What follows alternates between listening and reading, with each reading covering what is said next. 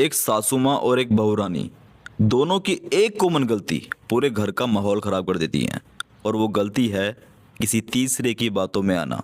वो तीसरा कोई भी हो सकता है, चाचा चाची, नाना नानी, रिश्तेदार, पड़ोसी अड़ोसी, कोई भी हो सकता है।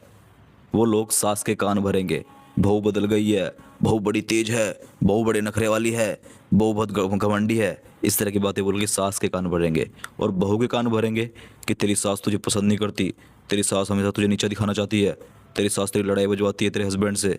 ऐसी ऐसी बातें कानों में डाल के दोनों को ही दूसरे के खिलाफ खड़ा कर देते हैं। तो जो बातें पहले नॉर्मल होती थी ना, अब वो लड़ाई की वजह बन गई है।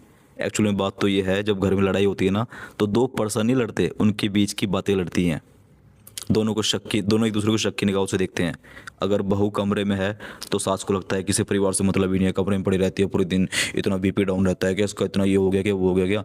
और अगर सास बात नहीं कर रही, किसी अपनी वजह से परेशान है, तो बहू सोचती है शायद सासू माँ नाराज है मुझसे, मुझे वो पसंद ही नहीं करती इसलिए मुझसे बात नहीं कर रही। अरे भाई, उनकी तेरे अलावा भी और लाइफ है, और ज़िंदगी है, और चीज़ें हैं सोचने लायक।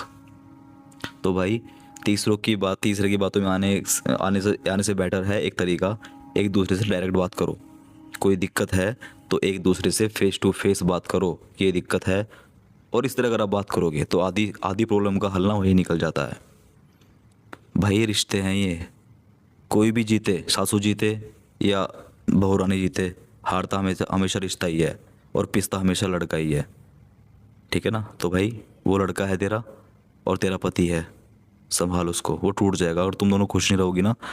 जब लड़का घर घर में आता है ना काम से, वो देखता है उसके घर वाले खुश हैं तो